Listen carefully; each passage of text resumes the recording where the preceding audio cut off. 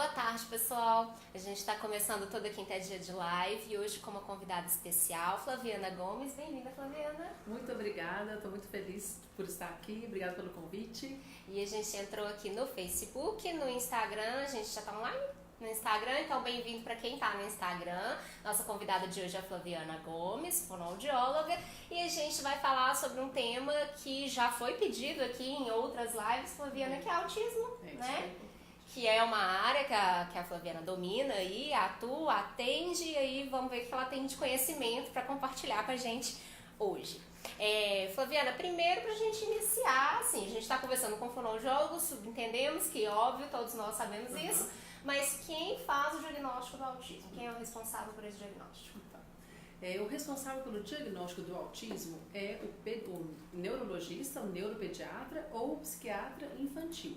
Né? Então, o fonoaudiólogo, o terapeuta ocupacional, o psicólogo, a gente pode observar alguns sinais e sintomas no nosso consultório, mas a gente não tem autonomia, né, para dar esse diagnóstico. Então, a gente tem que fazer um encaminhamento para esses dois especialistas, né, para um dos dois, e eles montarem esse quebra-cabeça junto com o relatório do fonoaudiólogo, o relatório do terapeuta ocupacional, da escola, né? Então, não é um diagnóstico que o médico vai dar isoladamente, ele precisa também de toda a equipe dando esse suporte para ele, porque a gente tem que avaliar também como que esse paciente vai evoluir no tratamento, né?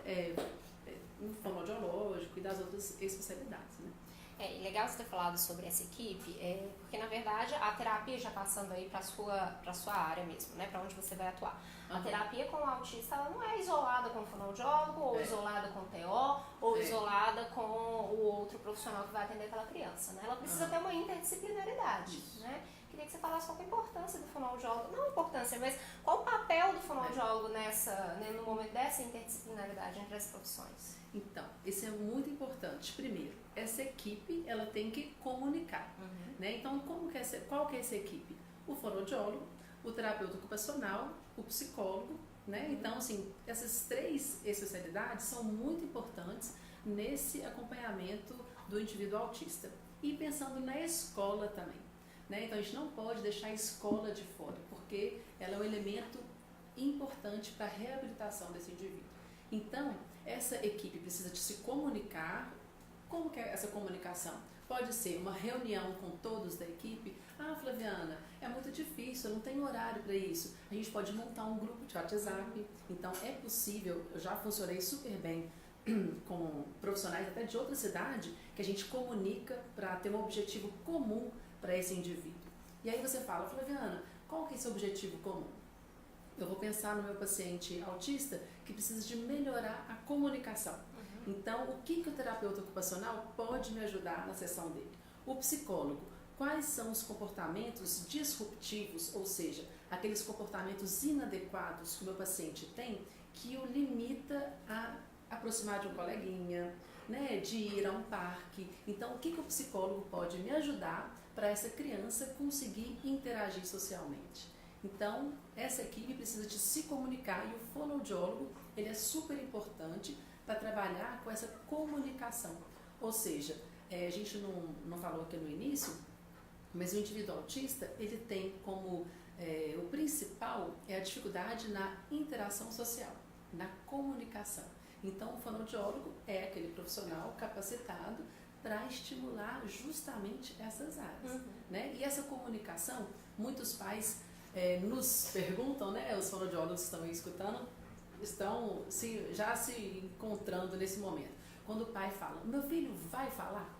Né? Então, a gente tem que explicar para essa família que a comunicação, ela pode ser pela fala ou de forma alternativa, pelas pranchas de comunicação. Então, a gente não tem que focar na fala. A fala é uma das formas da gente se comunicar, mas pode ser, eu tenho paciente não verbal, que tem 6 anos, que a compreensão é maravilhosa e que a comunicação é toda pela prancha. Então, ela forma frases, ela se comunica, mas ela ainda não fala. Ainda, porque ela está começando a dar uns indícios de que ela quer falar. Legal. E que bom você ter falado sobre isso, da importância dele se comunicar, não necessariamente pela linguagem verbal, né?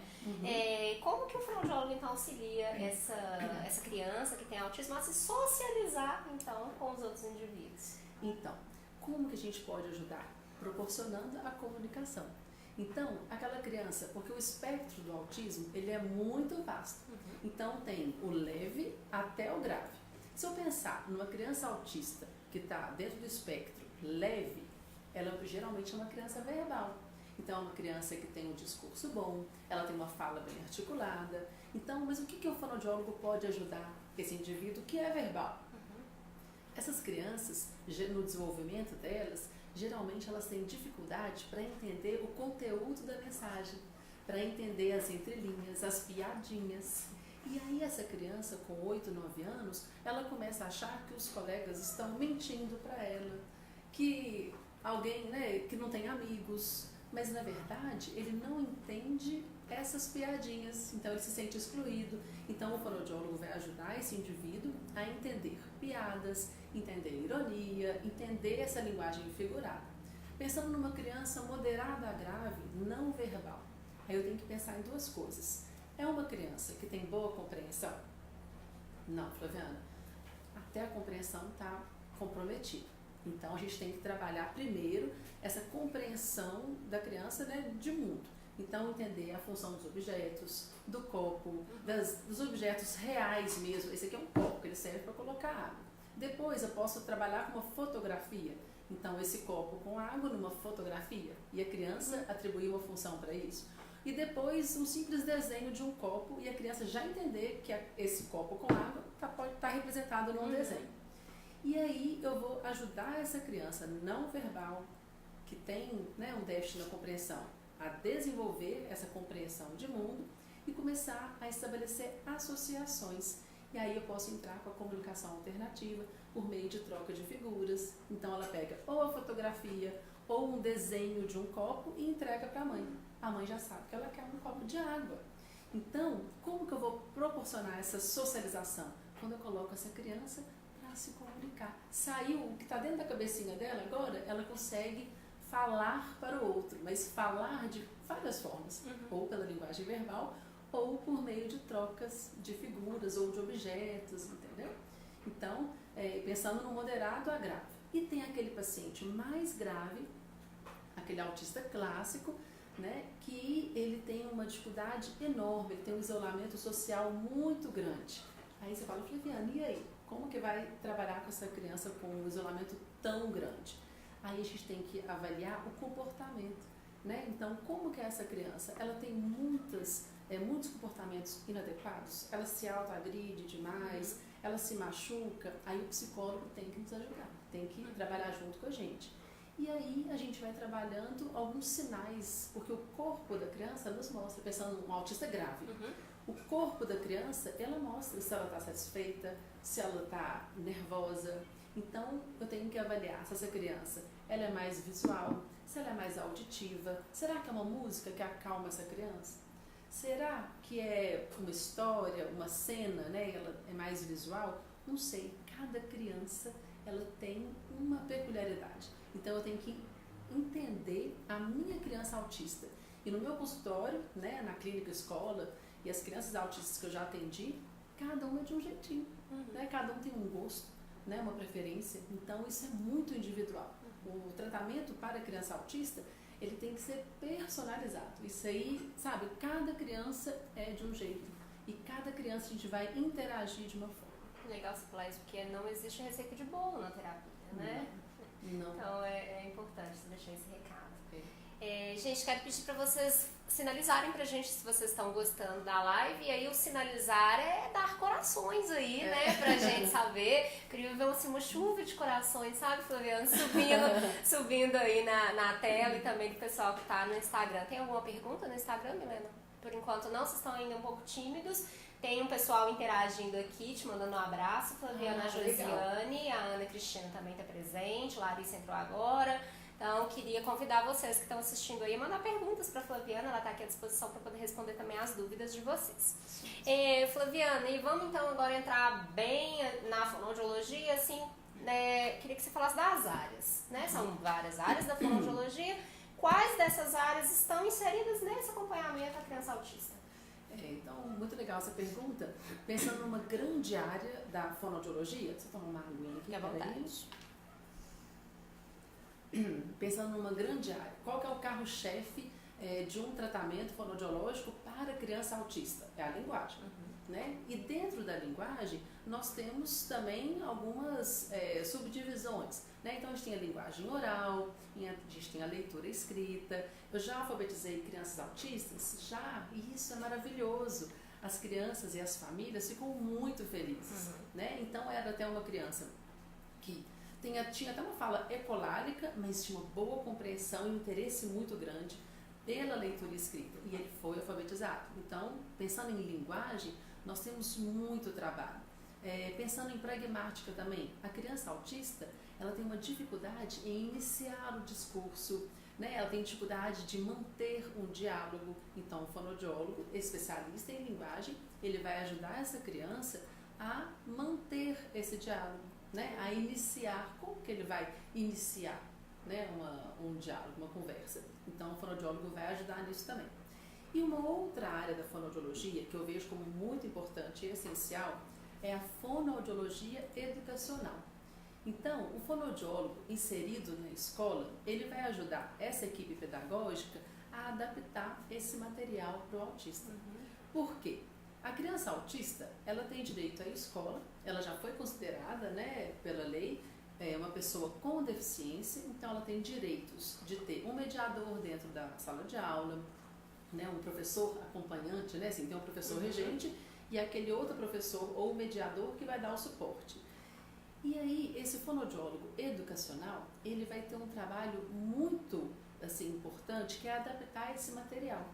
Porque a criança autista, na sua maioria, né, aí eu não estou falando da criança autista leve, verbal, e que ela acompanha os pares e que nem precisa de tanta adaptação. Estou falando de uma criança leve, caminhando para o moderado e de um moderado a grave. Essas crianças, elas precisam de um material mais enxuto, mais objetivo, mais sem cebolinha, cascão, no parque, na árvore, um sol sorrindo. Então eu falo isso muito com os professores. Gente, pode tirar esses cebolinha, cascão, porque isso vai confundir a criança autista. Porque se ela é muito visual, ela vai ficar atenta ao cebolinha. Ela já perdeu o que ela tem que fazer. Sim. Então, a tarefa tem que ser simples. Eu vou trabalhar vogais, então é vogal. É pareamento de vogal? Então é letra A, acabou. Letra E com letra E. Então a gente tem que limpar essa atividade. Aí o professor, ele fica assim, chateado, né? Mas a tarefa vai ficar simples, vai ficar feia.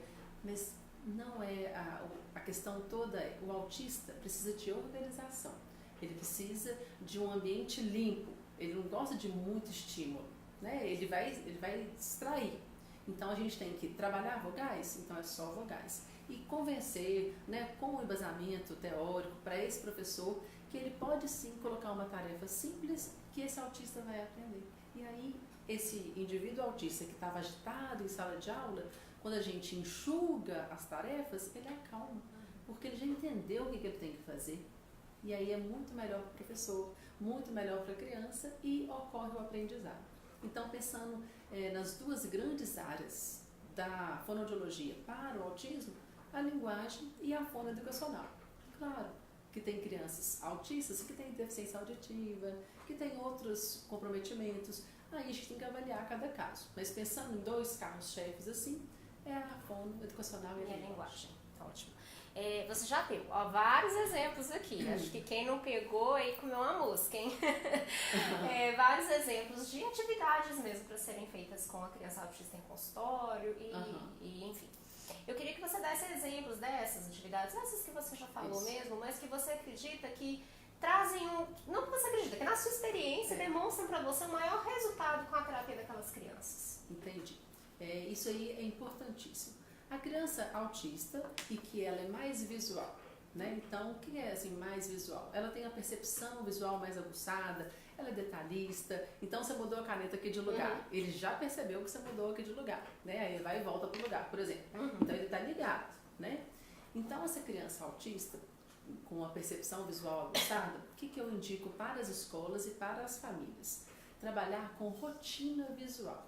E como que é essa rotina visual? A gente pode colar um velcro mesmo na parede do quarto da criança, né, na vertical ou na horizontal, e a gente vai trabalhar, se for vertical, de cima para baixo. Se for horizontal, da esquerda para a direita, né, para acompanhar até o processo que a gente lê, né? A gente escreve no caderno de cima para baixo e da esquerda para a direita.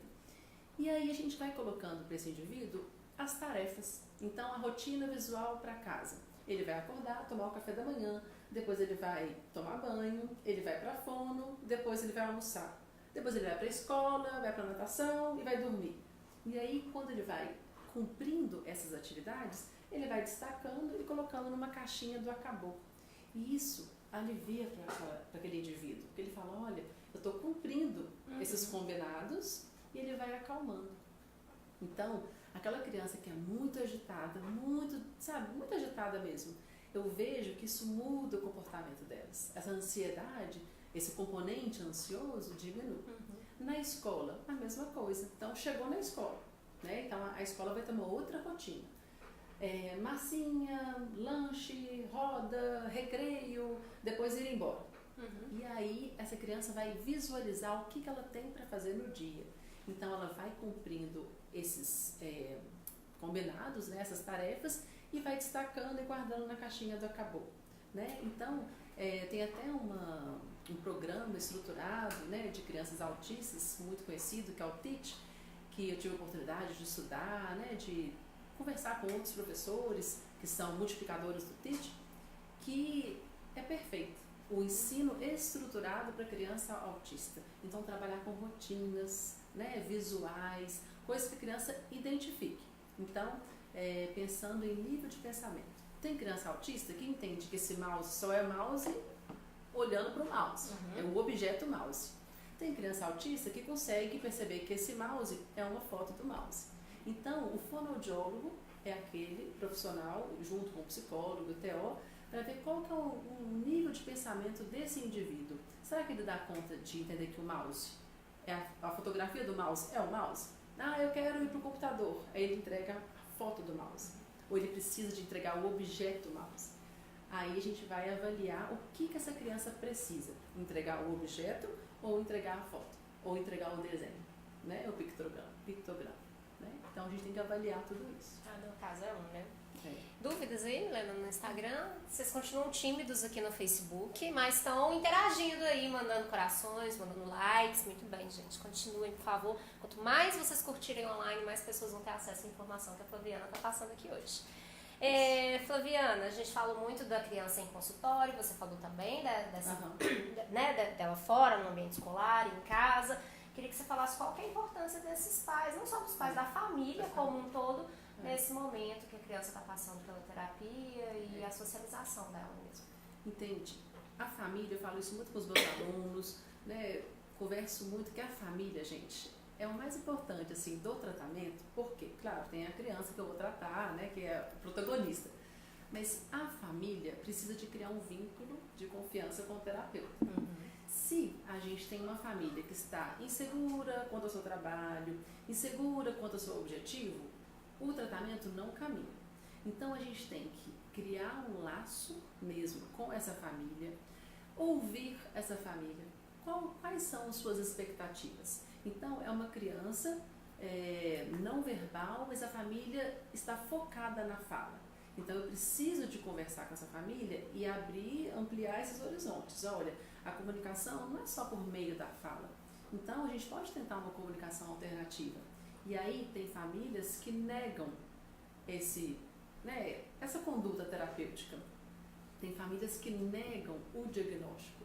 Então, a gente precisa de estabelecer essa confiança, trazer essa família para a nossa terapia.